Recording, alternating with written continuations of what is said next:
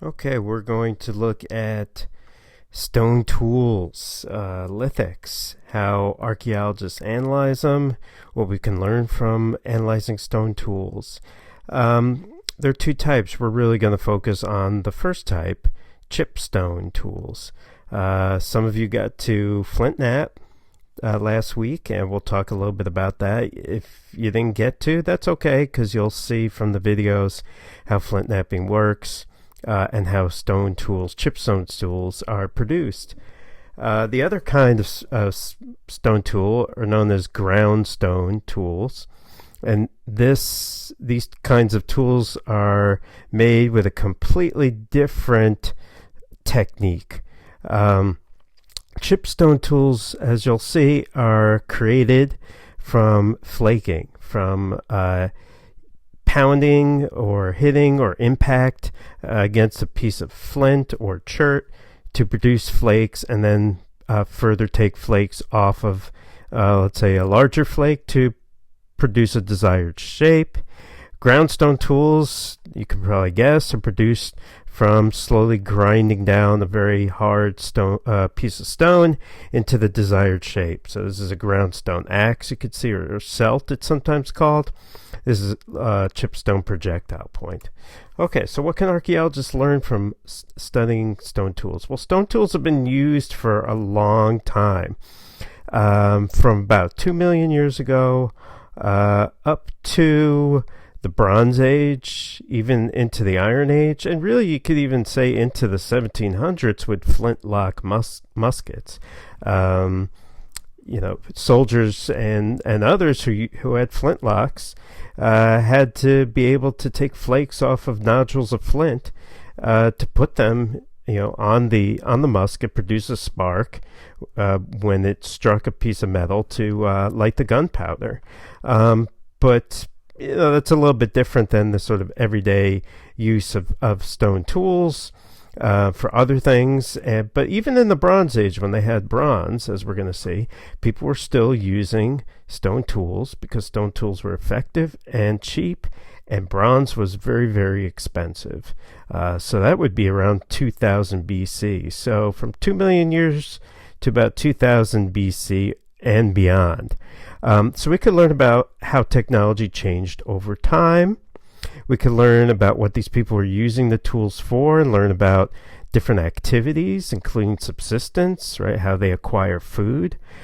We could learn about trade, because the kinds of raw materials that you make stone tools from are not always locally available, or even if they are locally available, they might not be right at the place where people are living.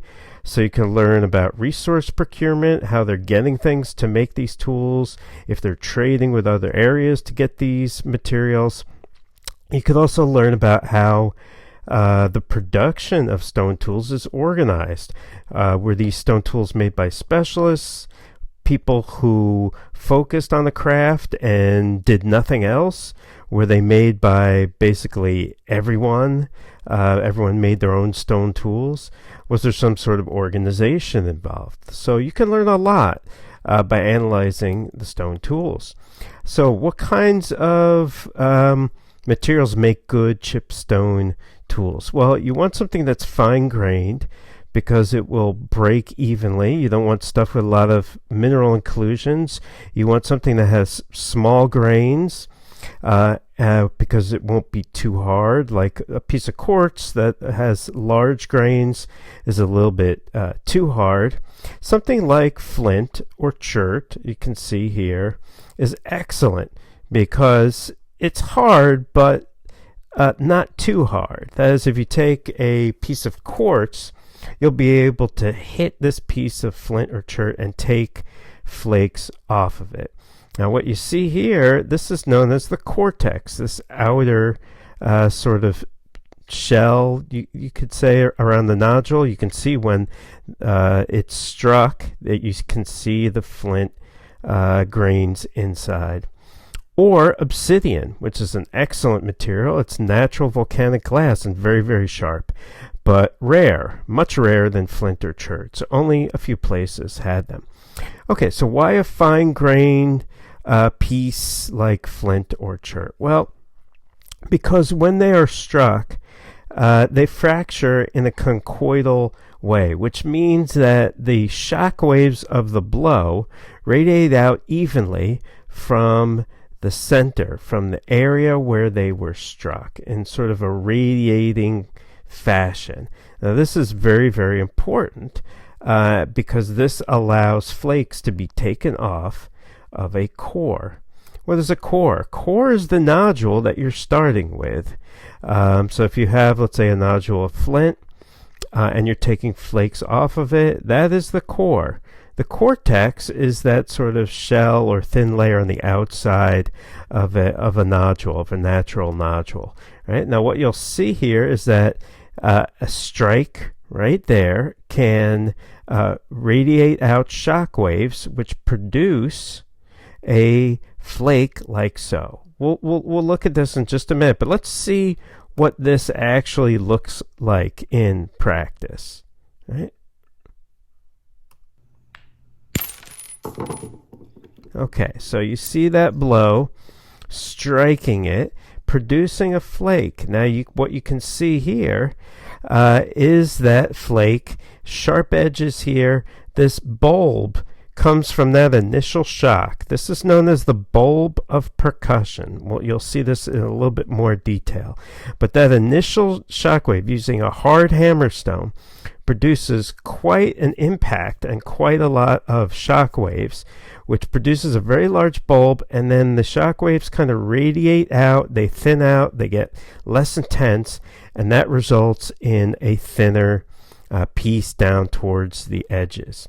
Right, let's see that in kind of slow motion so you get a little bit more of an idea. You can see that striking at an angle, right there, produces a flake. Right, this, in order to do this, you want to hit it at an angle.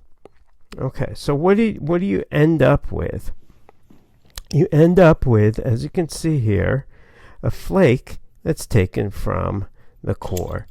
The area where you're hit is the striking platform. That large bulb that you saw is called the bulb of percussion. Now what I was demonstrating there was what you would call hard hammer percussion. Through replication, through experimental archaeology, we can see what kinds of flakes are produced when you hit a piece of flint with a rock, a hard hammer, versus a piece of antler, a soft hammer, or a piece of bone. And what we can see is that hard hammer percussion produces typically larger flakes with larger bulbs of percussion, and the flakes tend to be thicker than when you hit it with a soft hammer. So with this kind of knowledge, we can go back and look at archaeological sites and look at the debris of the flakes that's found and try and figure out how tools were made at that site during that time. Right? So you can see you don't want to hit at a 90-degree angle. It has to be less than 90 degrees. In order to produce a flake, you get that initial large bulb of percussion, and then things radiate out. You end up with these ripples. As you can see here, here's the bulb of percussion. Here's that point of percussion, usually called the striking platform. The proximal end of a flake, you guys will get to draw a flake for your little exercise, right? But the proximal end is the end closest to where it was struck. This is important in order to reconstruct how a flake was made. You sort of want to know, okay, the flake was produced by striking here. Now you can tell that from, of course, the ripples. The ripples are curved away from where it was struck. So here is the point of percussion, the bulb of percussion. Right, here are the ripples, as you see here, and this is what we would call the ventral surface. Ventral, is usually kind of the stomach, you could say, rather than the back. So that would be the part that used to be facing the core. The dorsal side has the side that's facing out. Sometimes you'll see the cortex, right? The remains of that skin on the dorsal side. You'll also see flake scars sometimes. These are actual depressions from where other flakes were taken off before this flake was produced. So you've got hard hammer technique, where you can use a hammer stone, or in this case you can see here an anvil stone. You're actually taking the flint and hitting it against a harder piece of stone rather than taking a hard piece of stone and using it as a hammer, right, like you would here. This is also a technique using a hard hammer. You could see a direct percussion, right? That is stone against stone.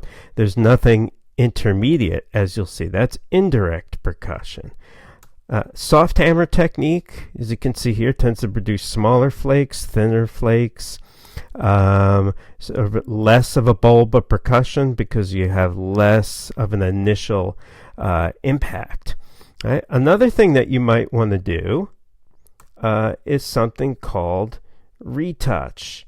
Now, with retouch, what you're trying to do is to sharpen, let's say, a blade that has, that has become dull over use. Because you're not going to sharpen it like you would a metal blade on a whetstone. The way you sharpen a stone tool is to produce essentially a new edge. So what you do is you actually take small flakes off of the old edge, producing a fresh edge. And these tiny little flakes that are produced are known as retouch.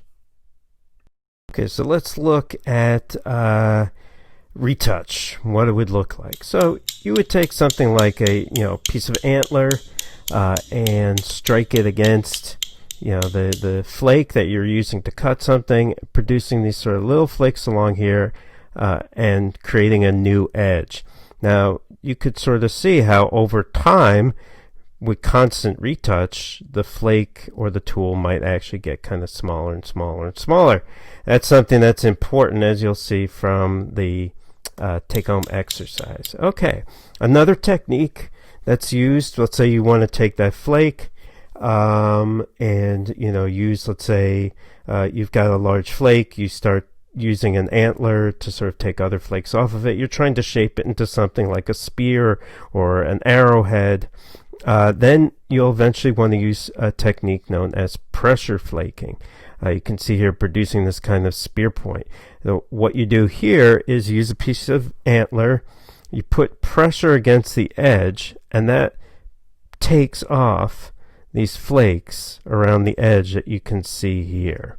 So rather than striking, you're putting your energy here and concentrating it here in the tip of the antler, and that is creating flakes that come off. So let's see what that would look like.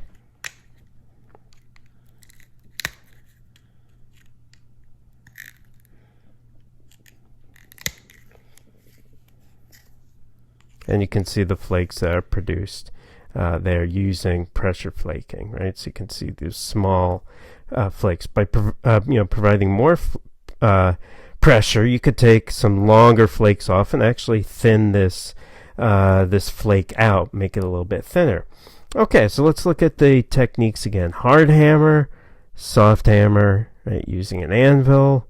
We're going to look at bipolar techniques where you're taking flakes off of both sides or two sides.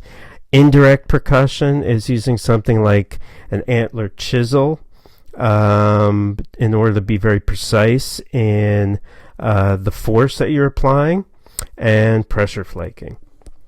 Let's look at how stone tools changed over time from the very earliest period to periods that are more recent.